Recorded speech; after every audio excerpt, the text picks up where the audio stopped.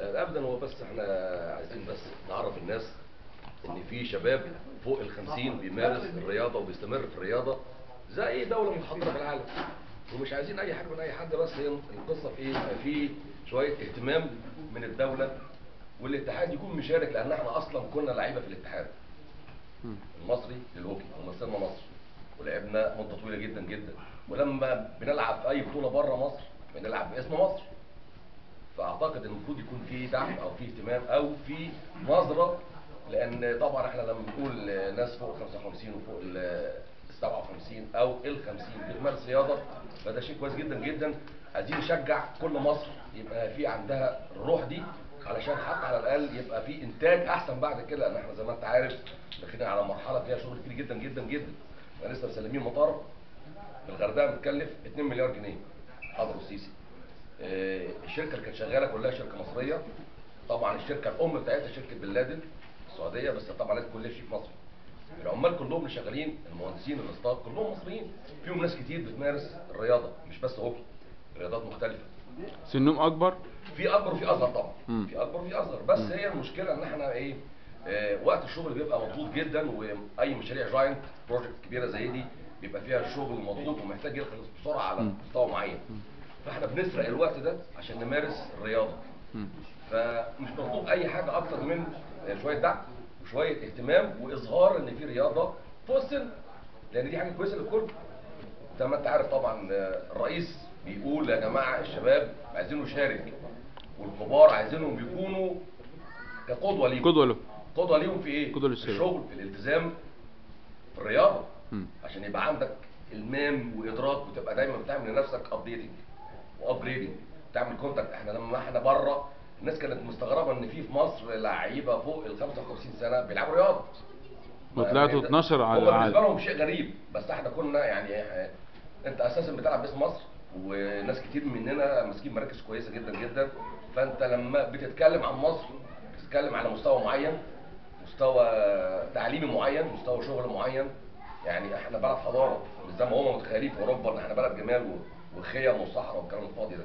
فهم شافوا الكلام ده اوريدي، شافوه. وبعدين طبعا ثلاث ارباعنا كان بيتكلم لغات، في ناس بتتكلم الماني، ناس بتتكلم انجلش، ناس بتتكلم فرنش، فمستويات مختلفه. فده طبعا بيبقى صوره لمصر. فما بالك بقى لما يبقى مثلا اوفر ايدج، طبعا انت طالع ما انتش طالع ولا مدعوم من الاتحاد بتاع اللعبه، ومفيش اي يعني جريده رسميه عملت لك مثلا لقاء عرفت انت طالع هتلعب فيه، ولا جريده ولا اي لا موقع. هي بتبقى ايه يعني خبر كده باي لاك، لما يكون في كونتاكت مع اي واحد بيعرف حد. رغم انتوا سافرتوا باسم مصر وعلى فكرة وجبتوا دي مش مركز. سفرية، يعني الشباب احنا قالوا شباب طبعا كلهم شباب سافروا كذا مره في بطولات قويه جدا، وفي بطولات وديه. كل مره بيسافروا باسم مصر وعلى حسابهم. حسابهم الخاص. طبعا. يعني كل مره هم يسافروا طبعا من جيبهم الخاص. يعني ولا حد. اقل سفريه بتتكلف من 10 لحد 15000 جنيه يعني في مده البطوله. انت اساسا يعني ايه، وانتوا بقى بتلموا المبلغ ده كلكم من بعض عشان تلموا المبلغ. السفر طبعا عشان يبقى في حجز فنادق بوقت معين عشان تاخد سعر كويس، الطيران عشان تاخد سعر كويس. رغم الحكومه عارفه والوزاره عارفه ان انتم مسافرين باسم مصر، لان انت بيطلع لك قرار وزاري، بيطلع لك قرار وزاري بالسفر. تمام. علشان اجراءاتك تتسهل في السفاره، عشان لما تيجي تقدم وانت عندك دعوه اوريدي جايه لك عن طريق الاتحاد الدولي للاساتذه، لازم يبقى معاك حاجه رسميه انك تسافر بلد في اوروبا مثلا وفي دعوه. مش هتسافر كده مع نفسك، يعني صعب. فاحنا هي كل القصه ان احنا عايزين يبقى فيه اهتمام عشان عدد اللي بيمارسوا يبقى اكتر، لان من الاخر احنا حسينا بفرق شاسع جدا. يعني انت لما بتلعب رياضه في السن ده بتحس ان انت رجعت ورا 20 سنه، زي صحتك بتختلف خالص جدا. اللي كان بيدخل سجاير بطل، واخد بالك، عشان يبقى عنده. انا عن نفسي بطلت الحمد لله. لا وبعدين ايه، انت يعني بتحاول تسرق وقت من شغلك ومن اسرتك علشان تمارس رياضه كنت بتحبها وكنت بتمارسها على مستويات معينه، وفي الاخر هتطلع يعني بغض النظر عن النتائج ان انت هتمثل مصر لابس تريننج على اسم مصر، رافع علم مصر. يكفي ان علم مصر يترفع هناك ومفيش دعم. طبعا الناس كانت يعني فرحانه جدا جدا جدا بينا يعني. طب الفرق اللي التانية اللي انتوا بتلعبوا معاهم بره، طبعا دول مدعمين من الدول بتاعتهم. هم اساسا مدعمين وعندهم الاتحاد، يعني في عندهم دعم جامد جدا ان هم عندهم وقت يسمح لهم بيمارسوا الرياضه، وبعدين بيسافروا مع بعض كتير لانهم جنب بعض، وفي دعم من الدوله دايركت لهم. انما مصر مفيش دعم ليكوا مصر خالص للاسف ايه، نهائي. يعني التركيز كله على ايه؟ الاتحاد بتاع اللعبه اللي فيه النشاط الرسمي، واتحاد اللعبه اللي فيه النشاط الرسمي انت المفروض انت يعني بتعمل له دعايه بره مصر طبعا في اي بطوله اوروبيه او اي بطوله قاريه. فهو ما اعرفش يعني ليه العمليه بقى اوبوزيت، هو حاسس ان انت بقيت منافس ليه مع ان انت مش، يعني عمرك ما هتبقى منافس ليه، انت جزء منه، انت كنت جزء منه وما زلت جزء منه طبعا المفروض، لان انت بتمثل اللعبه اللي هو بيمثلها في الوطن. فالمفروض انت لما بتطلع هتشارك في اي مكان في العالم، اسم اللعبه ايه؟ الاتحاد المصري لرواد الهوكي، يبقى جزء من الاتحاد المصري الرسمي للعبه، اكتر من كده مش عايزين.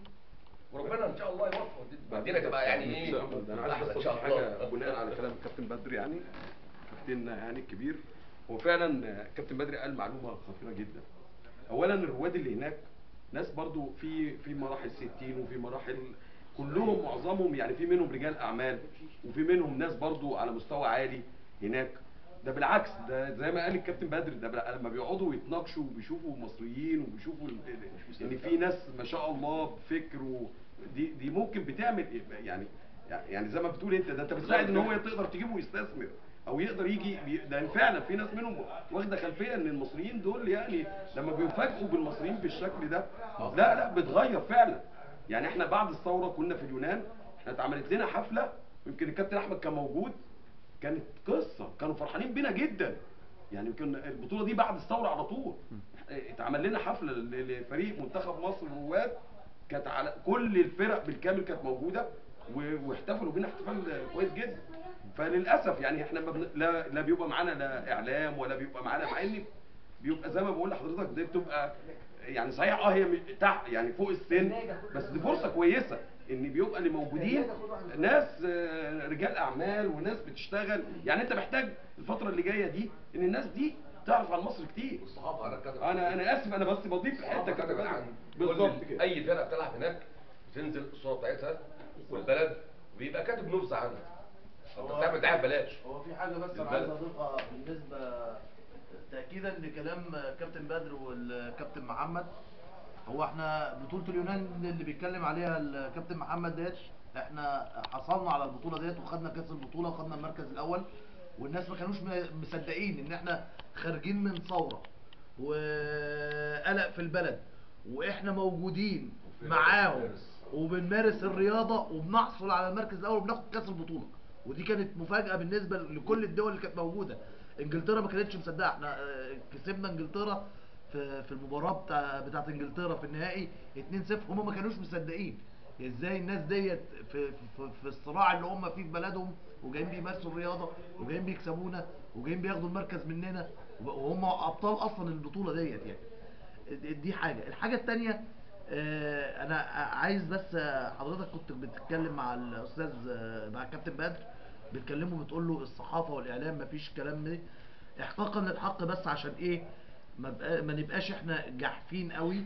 هو الكابتن مدحت شلبي في برنامج من برامجه بعد ما رجعنا من بطوله اليونان وحصلنا على المركز الاول، هو بصراحه اشار اليها بس اشار اليها في البرنامج بتاعه اثناء هو قال كلمه عابره عدت بالظبط كده. احنا بنهني فريق رواد هوكي مصر لحصولهم على المركز الاول وحصولهم على كاس البطوله في اليونان، وشكرا. هي دي عشان بس ايه ما يتقالش ليه انتوا ما بتقولوا الصحافه ما بتتكلمش او الاعلام، لا هي دي فعلا اتقالت وكان قالها الكابتن مدحت. انا شخصيا فوجئت ان هو بيقول كده، معرفش عارف المعلومه منين، الله اعلم، ممكن يكون حد قالها له او حد كلمه فيها، يعني ما يعني جت كده يعني.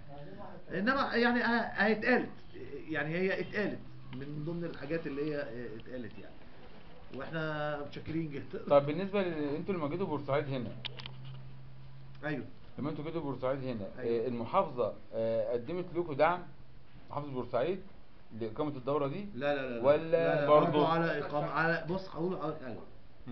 احنا بنتصل ببعض، يعني من الرواد نفسكم؟ احنا بنتصل ببعض. آه. النهارده يا جماعه في اعياد النصر في بورسعيد. ماشي. طب يا جماعه احنا لازم نحتفل بالناس اللي في بورسعيد، الناس زمايلنا اللي هم بيلعبوا معانا في جمعيه رواد الهوكي.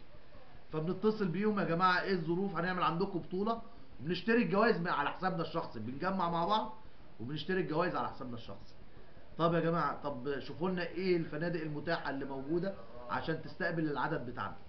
وفعلا بيتم الحجز، وطبعا كل واحد برضو على نفقته الخاصه.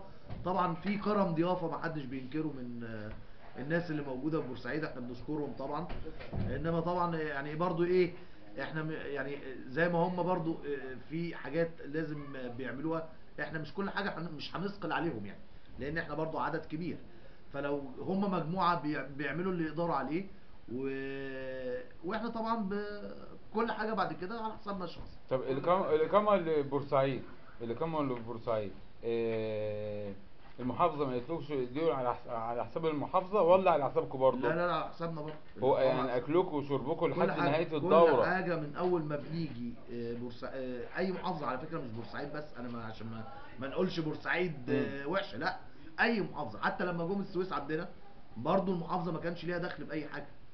يعني الموضوع كله إن إحنا، أنت عارف، أسرة واحدة يعني. رغم إن أنتوا مدركين ضمن لعبة الهوكي في الاتحاد طبعا المصري. هقول لحضرتك حاجة، لما بيطلع القرار الوزاري بسفر الفرقة ديت لأي دولة أوروبية، لازم الاتحاد يوافق على الناس ديت. يعني الاتحاد لازم يوافق على الأسماء اللي رايحة له، لأن هو بيراجع مستندات عنده في الاتحاد، بيشوف إذا كان الراجل ده لعب هوكي قبل كده ولا ما لعبش. ما هو مش هيسفروا أي حد. فبالتالي الاتحاد عارف إن الناس ديت خاضعة ليه، هو مش عايز يعترف بهذا. لا، الاتحاد مش عايز يعترف بهذا، دي حاجة بتاعته هو. ولكن احنا برضو مستمرين، وهنفضل مستمرين، وهنصرف على نفسنا، وهنقوم نفسنا بنفسنا، وهنتحدى كل الصعاب اللي قدامنا. وان شاء الله ان شاء الله هتفضل الجمعية المصرية لرواد الهوكي مقامة وموجودة رغم انف الجميع. بالتوفيق ان شاء الله. محمد قبل ما تخلص